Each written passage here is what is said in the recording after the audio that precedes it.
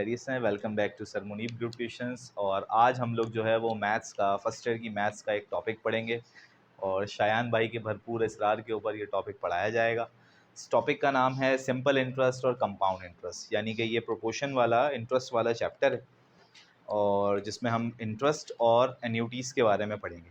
लेकिन पहले, क्योंकि अगर मैं पूरा चैप्टर पढ़ाऊँगा तो ये बहुत ही लेंथी चैप्टर है। इसमें सिंपल इंटरेस्ट भी है, कंपाउंड इंटरेस्ट भी है, इफेक्टिव रेट भी है और फिर प्रेजेंट वैल्यू और एन्यूटीज़ भी हैं। तो ये काफ़ी बड़ा चैप्टर है, तो एक ही वीडियो में तो ये कवर नहीं हो पाएगा। मैं इसके पार्ट में लेसन्स दूंगा। सबसे पहले हम बात करते हैं सिंपल इंटरेस्ट। क्या होता है भाई सिंपल इंटरेस्ट? कोई बता सकता है? नहीं पता? सिंपल इंटरेस्ट, इंटरेस्ट कहते हैं किसी भी चीज़ की कुछ शरह को, यानी किसी एक पर्टिकुलर अमाउंट के ऊपर अगर कोई परसेंटेज अप्लाई कर दी जाती है तो वो परसेंटेज कहलाती है उस अमाउंट का इंटरेस्ट, फीसद, हिस्सा, शरह। ठीक है। हम लोग इंटरेस्ट को सूद भी कहते हैं, क्योंकि नॉर्मली लोग बैंक इंटरेस्ट की बात कर रहे होते हैं, तो वो बैंक इंटरेस्ट जो होता है वो सूद होता है। हमारे इस्लामी निज़ाम में इंटरेस्ट वाकई में सूद ही कहलाता है, लेकिन इंटरेस्ट और भी सेंसेस के अंदर यूज़ किया जा सकता है। जैसे अगर मैं किसी बिजनेस में इन्वेस्टमेंट कर रहा हूँ तो मेरा उसमें इंटरेस्ट क्या होगा, तो ये सूद थोड़ी है, ये तो मैं अपने हिस्से की बात कर रहा हूँ। ठीक है। खैर, मैं बात कर रहा था सिंपल इंटरेस्ट ही। सिंपल इंटरेस्ट क्या होता है? सिंपल इंटरेस्ट होता है अगर 1 लाख की अमाउंट है, 1 लाख का प्रिंसिपल है। प्रिंसिपल किसको बोलते हैं? एक बुनियादी एक फंडिंग अमाउंट को जो आपने रेस करी है सबसे पहले, वो कितनी लगाई है हमने? 1 लाख रुपए।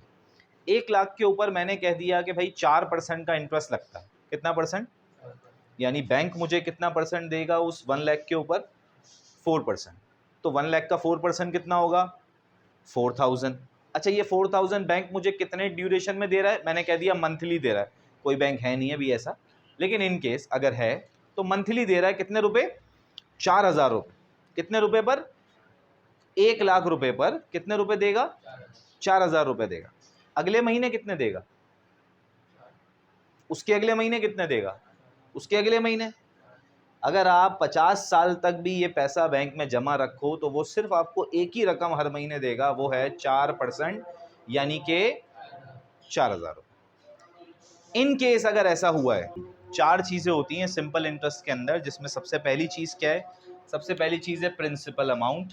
ठीक है, इसको हम पी से रिप्रेजेंट करेंगे फॉर्मूले में। उसके बाद है इंटरेस्ट, इंटरेस्ट यानी जो आप मालूम कर रहे हैं, इसको कैपिटल आई से रिप्रेजेंट किया जाएगा। उसके बाद पीरियड्स हैं। पीरियड्स क्या हो सकते हैं? या तो मंथ हो सकते हैं या फिर ईयर्स हो सकते हैं, जिस ड्यूरेशन को भी आपको सवाल में बताया गया होगा। अगर वो कह रहा है कि हाँ बैंक जो है वो सालाना इंटरेस्ट लगाता है और 4 साल बाद बताओ कि कितना इंटरेस्ट होगा, तो इसका मतलब वो साल का इंटरेस्ट लगा रहा है और वो ड्यूरेशन भी किस में दे रहा है? पीरियड भी कौन सा दे रहा है? साल का ही दे रहा है, 4 साल। तो ये 4 जो है ये कहलाएगा पीरियड। अगर मंथली इंटरेस्ट की बात की गई है तो हम मंथ्स काउंट करेंगे। मिसाल के तौर पे मैं कहूँ कि भाई एक इदारा है, वो आपको लाख रुपए पे 10% देता है और वो मंथली देता है, तो बताओ 1.5 साल बाद कितने रुपए जमा हो जाएंगे? तो अब बच्चे कंफ्यूज हो जाएंगे। अब वो एन यानी पीरियड को कह देंगे 1.5, हालांकि ऐसा नहीं है, क्योंकि उसने परसेंटेज किस पे लगा रहा है? वो मंथली पर। तो भाई आप पीरियड भी मंथ्स को ही देखोगे ना, तो 1.5 साल में जितने महीने आते हैं आप वो देखो। ठीक है, ये घुमाया हुआ है सवालों के अंदर, 5 में बहुत सारे। ठीक है, अगर ईयरली बोला हुआ है तो फिर ईयर्स को काउंट करेंगे। अब मिसाल के तौर पर मैं बोल रहा हूँ कि एक बैंक है वो सालाना 10% देता है। कितना? सालाना। दोनों बातों की अहमियत है इस सवाल के अंदर। 10% एनुअली, ये भी लिखा हुआ होगा और आगे लिखा हुआ होगा बताइए 18 महीनों में कितना टैक्स होगा, इंटरेस्ट होगा। सही है। अब बच्चे कंफ्यूज हो जाएंगे, यार 18 महीने बोले में एन हो गया 18। नहीं, क्योंकि इस बार उसने इंटरेस्ट बोला था साल में, तो फिर आपने ड्यूरेशन भी किस में रखनी है? साल में रखनी है। तो 18 महीने में कितना होता है? 1.5 साल होता है, 1.5। सही है, ये एन हो गया।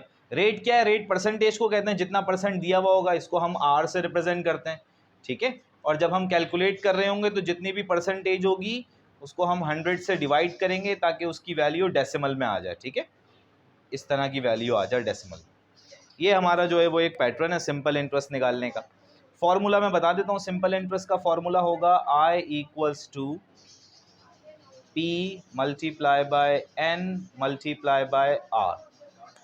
ठीक है, ये हाँ जी, तो ये था भाई चैप्टर नंबर 3 का क्वेश्चन नंबर 4। अब इस चैप्टर नंबर 3 के क्वेश्चन नंबर 4 में क्या बोला जा रहा है, वो आपसे बोल रहा है फाइंड द सिंपल इंटरेस्ट। सबसे पहले हम हमेशा डाटा बनाते हैं, ठीक है।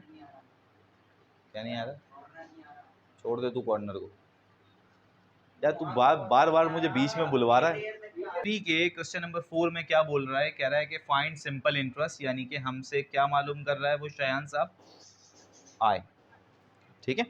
और कितने प्रिंसिपल पर ये आय मालूम कर रहा है, 2000 रुपए पर। ये हमारी प्रिंसिपल वैल्यू हो गई 2000। साथ में उसने हमें ड्यूरेशन भी बताई हुई है 8 ईयर्स, लेकिन अभी मत लिखना 8। अभी आप फौरन से n को 8 मत कह देना। क्यों नहीं कहना भाई, हो सकता है आपकी परसेंटेज मंथली लगी हुई हो, तो फिर आपको 8 साल में कितने महीने आते हैं वो लिखना पड़ेगा। हो सकता है आपकी परसेंटेज हाफ ईयरली लगी हुई हो, तो फिर आपको 8 साल में कितनी बार हाफ ईयर आता है वो लिखना पड़ेगा।